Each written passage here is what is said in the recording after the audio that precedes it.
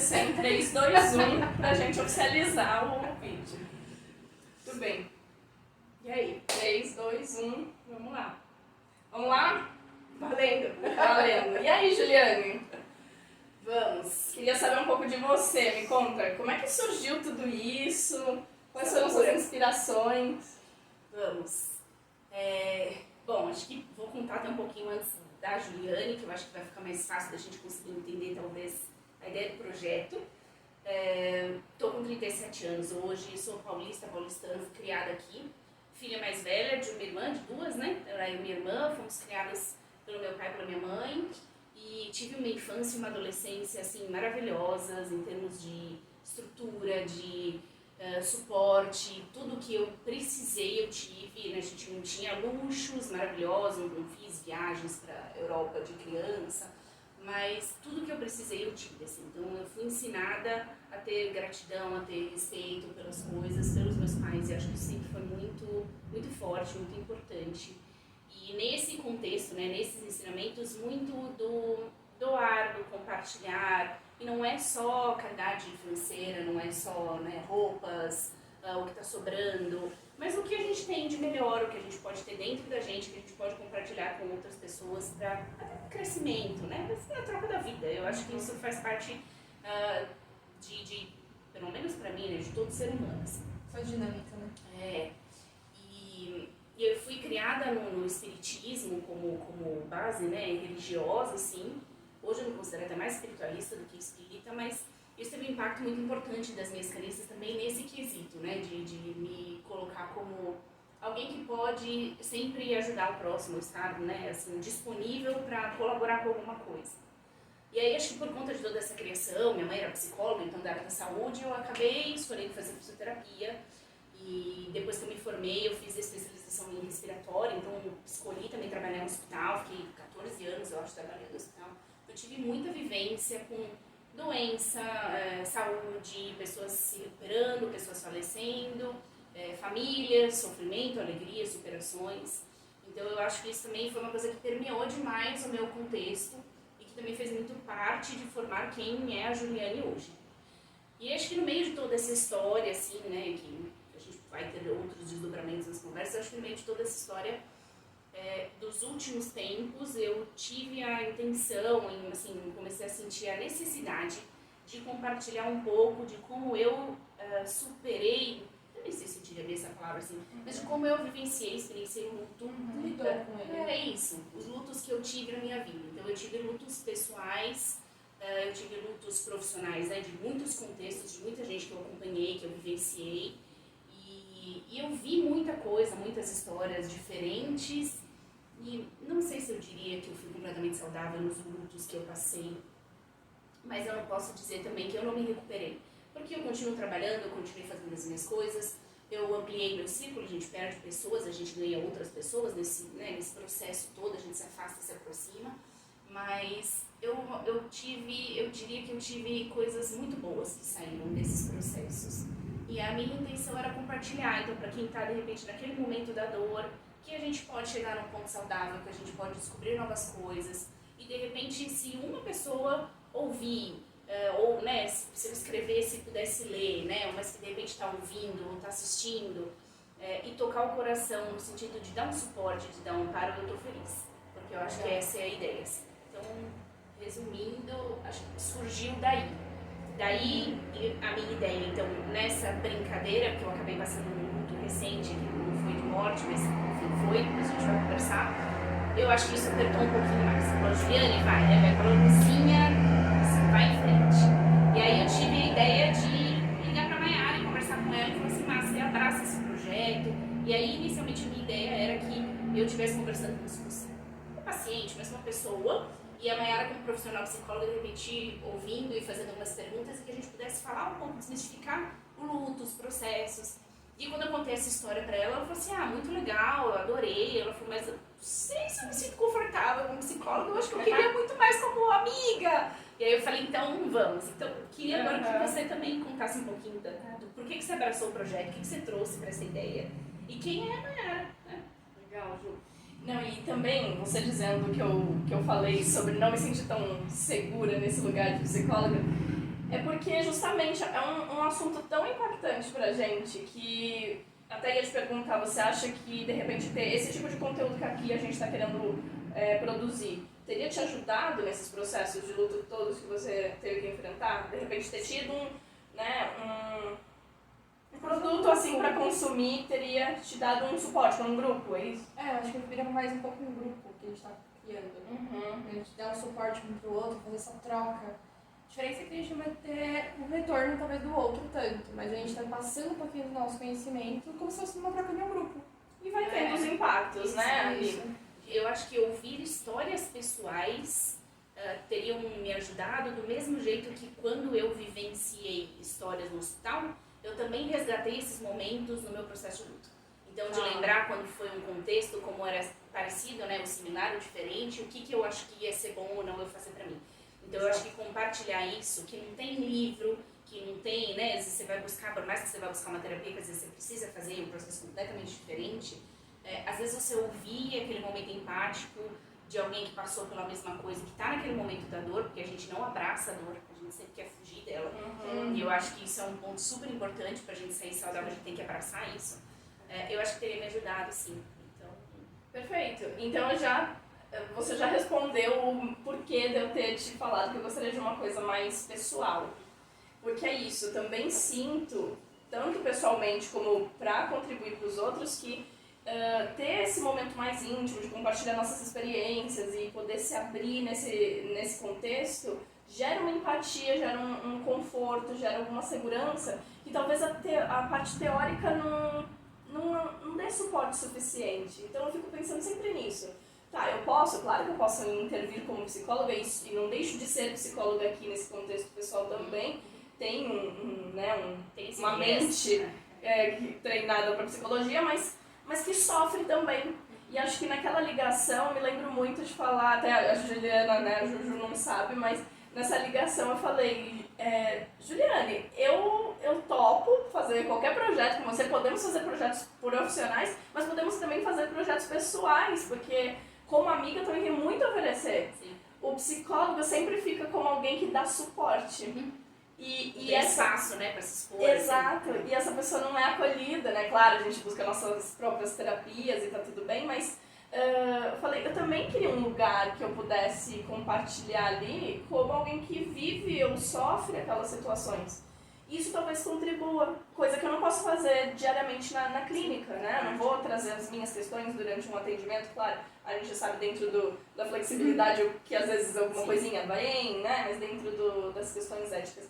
Então foi isso que me chamou a atenção, eu pensei, como a gente é carente de um lugar de desabafo, de acolhimento, de amparo, todos nós, né? Eu acho que dificilmente alguém não vai precisar desse lugar. E todo mundo já viveu algum tipo de luto. Lembrando, né, que depois mais pra frente a gente vai falar, não tem só o luto da morte, mas todo mundo já viveu algum tipo de luto. E eu igualmente gostaria de discutir esses temas. Me apresentando um pouco, também tive uma vivência um pouco parecida, também sou paulistana, sempre morei em São Paulo, né? Claro, depois adulta tive algumas experiências em outros lugares, mas minha vida inteira é aqui. Tinha uma família que, graças a Deus, não sofri nenhuma falta muito grande, não tive que viver nenhuma situação muito traumática. Também não éramos ricos na infância, mas não faltava nada, tínhamos bastante privilégios. E fui criada numa família que de uma parte bastante católica, mas não muito praticante, e um outro lado, também minha mãe é muito espírita, é espírita até hoje, também espiritualista, mas um pouco de tudo, e eu também tive bastante contato, né, com o espiritismo desde pequeno. Eu sempre me dizia... eu não sabia os nomes, né, na época, então eu falava que eu não era nada, que eu não tinha religião, que eu não queria nada. E eu já passei pensando, será que sou agnóstica, será que eu sou isso, será que eu sou aquilo? Mas agora eu estou num momento da minha vida que eu acredito, na verdade é o oposto, eu acredito em tudo e mais um pouco, e quanto mais trouxer, mais acredito, porque quero me conectar com tudo que for físico e não físico, e ter recursos inesgotáveis aí. Então, das religiões, o espiritismo é que mais me agrada. o que facilita também alguns processos de compreensão da morte, né? Que também mais pra frente quero falar um pouco sobre esse assunto, como isso se dá exatamente. Mas foi isso, né? Vivi nesse contexto, não frequentei, não desenvolvi grandemente, né, essa espiritualidade. Sempre fui convidada, mas nunca ia atrás, talvez medo, talvez essa coisa de lidar com o desconhecido, que hoje já não me assusta, mas... Então, Será que também não tenho medo do pós-morte? Então, né, eu acho que tem muitos medos Isso tem pra todo ocultos. mundo, né?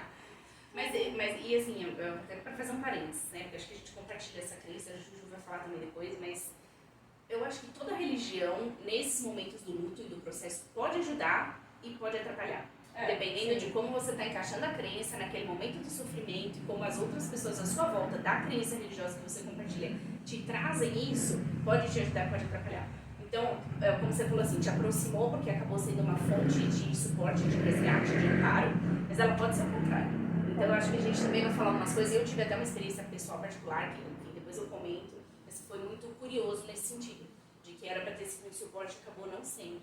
Mas é isso, eu acho que a gente acaba nesse momento do luto, seja ele qual for, que a gente entra meio que em crise, né? Que a Ju falou, às vezes a crise do pós-morte, né? Do que vem, a gente busca alguma explicação, né? Do que será que tem, o que não tem, existe ou não existe. É difícil a gente não ir atrás, né? De uma compreensão nesse sentido, assim. Sim, Eu entendo isso, assim. não, é por aí mesmo. Mas acho que também é um aprendizado constante que a gente vai se adaptando, não tem muita regra, né? Fechando aqui minha apresentação, que eu quero, né, passar a voz aí pra Juju. Eu não falei no início, tenho 32 anos, sou filha única, de pais separados. Acho que é isso relevante até agora. Do meu histórico, né? A gente já vai falar daqui a pouco das outras histórias. Sim. E aí, Juju? Tá. Então vamos lá. Eu fui também surpreendida pelo convite da Ju, quando ela me chamou, me explicou um pouquinho da ideia dela, essa de compartilhar as histórias, fazer essa troca. Ela já trouxe pra mim com essa visão um pouquinho de colocar minha vida pessoal, não só mais a Juliana psicóloga, né? Ter essa mistura, essa mescla das duas vivências. Então, da vivência profissional e da vivência pessoal. E justamente no momento que a Ju me convida, eu tava no meio, digamos assim, talvez, de um processo de luto. Então, encaixou muito bem o momento, porque eu estava fazendo alguns movimentos para conseguir lidar com o meu luto, para lidar com o que eu estava vivendo, ajudando meus familiares nesse processo. Então, parece que se encaixou assim, pronto, mais uma forma para que eu pudesse lidar com o meu luto, entrar em contato. Eu estava fazendo um movimento talvez um pouco inverso, de fugir um pouquinho mais. Tanto que um dos meus focos maiores na clínica é o luto. Então, acaba sempre... vindo de um ponto pelo qual eu te chamei, porque eu lembro que você tinha falado pra gente quando você se aproximou, que era um dos assuntos que você tinha estudado bastante no final da faculdade, quando você fez o TCC, né, o último ano, era um assunto que você tinha se aproximado muito do ponto de vista profissional. Então esse foi um dos motivos pelo qual eu falei, eu acho que a Juju ia gostar também de participar da ideia, e eu já cheguei mastigado do que eu conversei com a Mai, depois vou até fazer uma pergunta pra vocês. Porque o luto, ele é algo que sempre teve na minha vida pessoal e ele foi entrando na minha vida profissional. Quando eu acabei escolhendo a psicologia, não foi bem direcionado para ele, mas sem eu perceber, eu estava sempre direcionada a ele. Então, no decorrer da minha graduação, as coisas foram levando para essa temática de finitude. Tanto que, em um certo momento da graduação, eu fiz uma iniciação, não chegou nem a ser uma iniciação científica, porque a gente tinha uma matéria, que a gente produzia um artigo. E quando eu fui ver o tema que acabou sendo escolhido no final, a gente fala sobre aposentadoria, que é justamente uma espécie de um luto, que é o final da vida profissional. Sim, sim. E eu não tinha percebido isso. E depois, mais pra frente, a ideia que eu tinha no meio da graduação era me especializar, até então, em psicologia hospitalar, porque eu queria trabalhar justamente com a finitude. E o meu TCC acabou sendo sobre finitude dentro do hospital. Então, o tema do meu TCC foi como a equipe multidisciplinar de uma UTI oncológica lidava com a morte dos seus pacientes. Então, a gente acabou caindo mais ainda dentro dessa temática. Então, quando eu fui para a clínica pessoal, eu resolvi clinicar, eu queria ter o foco voltado para isso. Só que como eu estava vendo isso na minha vida pessoal, eu comecei a fugir. Então, teve essa dupla aí que acabou acontecendo. Quando a Ju chega com essa mulher do projeto, acaba casando muito. Então, tipo, olha, não dá pra você fugir. Isso é algo seu e você vai precisar vivenciar. Então, a ideia de aceitar o projeto foi muito bem-vinda pra mim. E acabou vindo até como uma forma de eu poder lidar melhor com o meu luto. Pessoal, agora explicando um pouquinho quem eu sou a Juliana, ou a Juju. Porque senão vai ficar confusão de Jus aqui e a Juliana Mayara já ficou com ciúmes das Jus. Então eu sou a Juliana e a Juju. E eu tenho 25 anos, sou psicóloga de formação. Estou clínica já faz alguns anos, estou apaixonada pela clínica. Tenho algumas vivências de lutos de morte, de lutos de perda, de encerramentos de ciclos, digamos assim, podemos pontuar dessa forma. Também sou daqui de São Paulo, nasci e fui criada aqui. Acho que a minha história de infância é um pouco parecida com a de vocês. Não teve luxos, abundância, assim, mas teve todo o conforto necessário, todo o acolhimento. Então, teve um respaldo financeiro bacana, mas nada de extravagância, assim. E minha família sempre foi uma família extremamente unida. Então, a parte da minha mãe é uma parte católica, a parte do meu pai é um pouco mais evangélica, mas eu sempre fui muito mais ligada um pouco à família da minha mãe. Então, eu passei por todos os rituais dentro de uma igreja católica durante o meu desenvolvimento.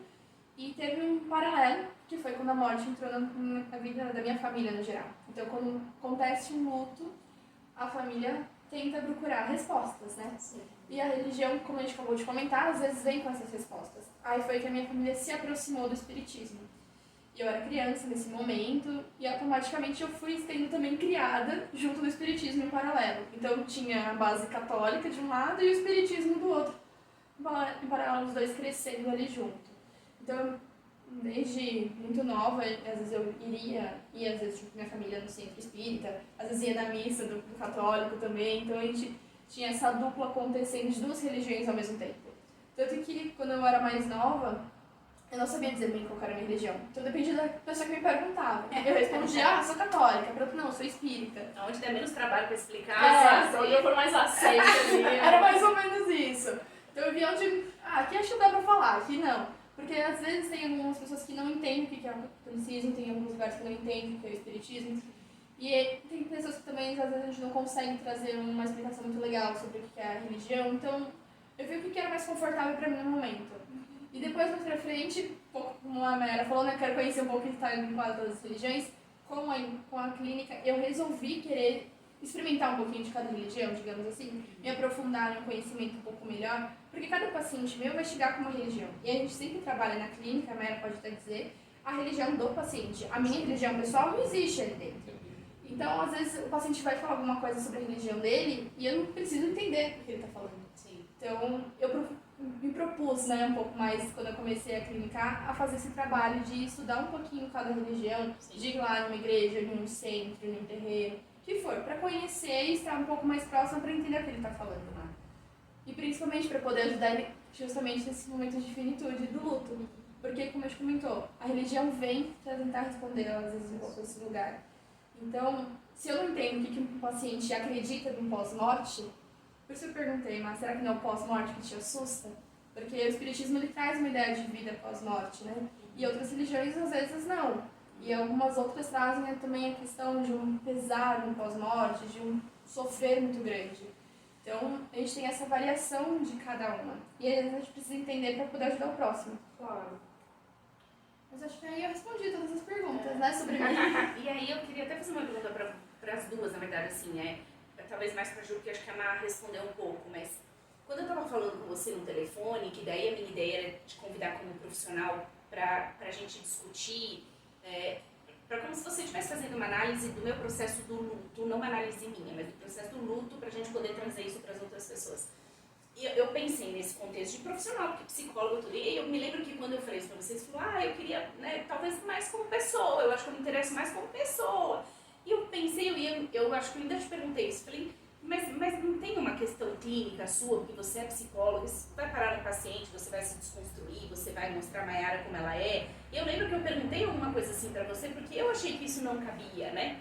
E aí eu não sei pra Ju se ela se sentiu desconfortável, se foi o contrário, se quando eu cheguei falando que era pessoal, ela falou assim, puxa, mas aí eu não sei como encaixa a Juliana profissional, acho que eu ouvi isso um pouquinho assim, pra... A gente chegou até a ter uma conversa, não sei se Eu acho que a gente chegou a ter uma coisa. conversa, acho que nós três juntas até sobre isso. Não me lembro. O que a gente falou? Nossa, faz já bem tempinho, a gente foi bem no comecinho. Qualquer coisa que você fala agora, ela vai aceitar. Ah, tá ótimo. Acho que foi a nossa primeira conversa sobre o projeto que a gente trouxe essa questão. né, de como os pacientes talvez vissem, se algum paciente entrasse em Ah, contato a gente com teve uma isso. conversa sobre publicar, né? Esse tipo de coisa Isso. realmente. Então, na minha visão, o paciente ele sabe que a gente é um ser humano, ele sabe que a gente vai ter lutos também, a gente vai passar por momentos de sofrer, dor. E como a Maia comentou agora há pouco, né? A gente às vezes comenta alguma coisinha na nossa vida pessoal que caiba ali dentro da sessão. Às vezes a gente dá um exemplo de algo que é pessoal nosso, para o paciente entender que a gente também é um ser humano. Porque às vezes realmente esquece. Tem uma frase que minha mãe é professora, e uma vez quando ela estava dando aula, ela foi no mercado e encontrou uma aluna. Ela me dá aula para crianças, tá? Só pra... Ela encontrou uma aluninha. E a aluninha ficou em choque em ver minha mãe no mercado. Você Como vai ao assim? mercado? Você vai ao mercado? Você come? Foi mais ou menos essa a reação. E no dia seguinte, na sala de aula, ela contou pra todo mundo que ela tinha encontrado minha mãe no mercado. E todos os alunos falaram assim, como assim você faz mercado, professora? Você vai ao mercado? Por que você vai ao mercado? Tipo assim, o que você tem que comprar? Você precisa comprar alguma coisa? É aquele ser ligado àquela instituição que eu só vejo naquele contexto. Ele Ele não aquilo. vive ali, né? Não Fora existe um humano, só vida individual, pessoal. só aquele a profissional, né? Fato. E dentro da clínica a gente tem o setting terapêutico e acaba se criando um pouco essa ilusão também que o psicólogo é uma figura poderosa, que não vai sofrer nada, ele vai ficar inabatível, vai ser inabalável. E às vezes a gente tem que desconstruir um pouco isso para que o próprio paciente perceba que o sofrer dele, ele pode sofrer e outras pessoas também podem, inclusive o próprio terapeuta dele. Que o terapeuta não é uma figura que vai ser inabatível, que não vai sofrer com nada.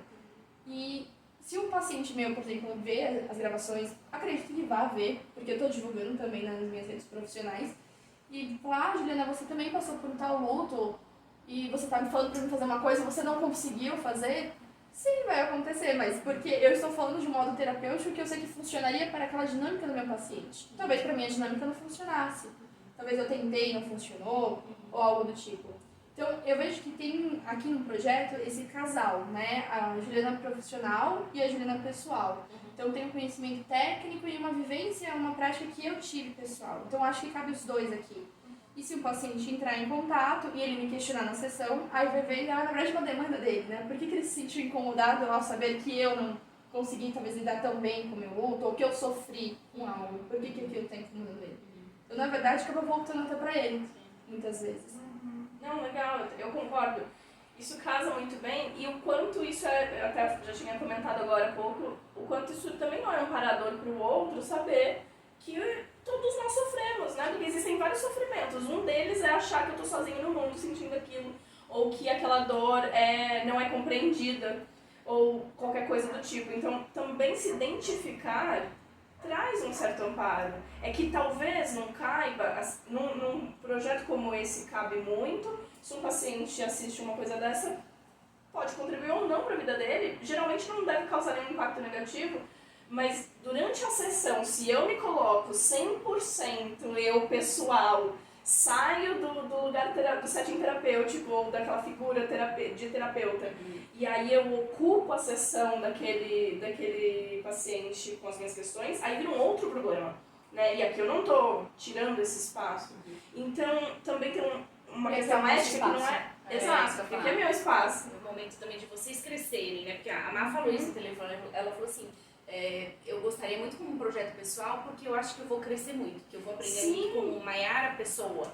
Eu falei, é verdade, eu também vou aprender muito com vocês, né? E eu sei que é o que vocês falaram, assim, tem o olhar e o viés de psicólogas, não tem como dissociar. Então vai ter momentos, dependendo do que a gente falar, vai vir esse contexto, olha, então, no processo do luto é isso, realmente ele funciona assim, ele está fazendo uma análise de cada uma da situação, mas como isso se encaixa nesse contexto, né, que é mais científico, ter esse embasamento para que a gente possa desmistificar, né, até que ponto de repente é saudável, até que ponto não é, onde eu posso buscar ajuda, de que forma, então isso não está dissociado, porque era isso também que eu não queria, que quando a gente às vezes vai compartilhar histórias pessoais, às vezes a gente compartilha a história e nem sempre a gente fez da melhor forma, da forma que poderia ser saudável. Então, às vezes vira aquela coisa popular do, sei lá, tô passando por um problema, passa Coca-Cola no queimado que vai melhorar. E não é isso, né? Não é. A ideia não era que a gente trouxesse, assim, porque a minha experiência foi essa.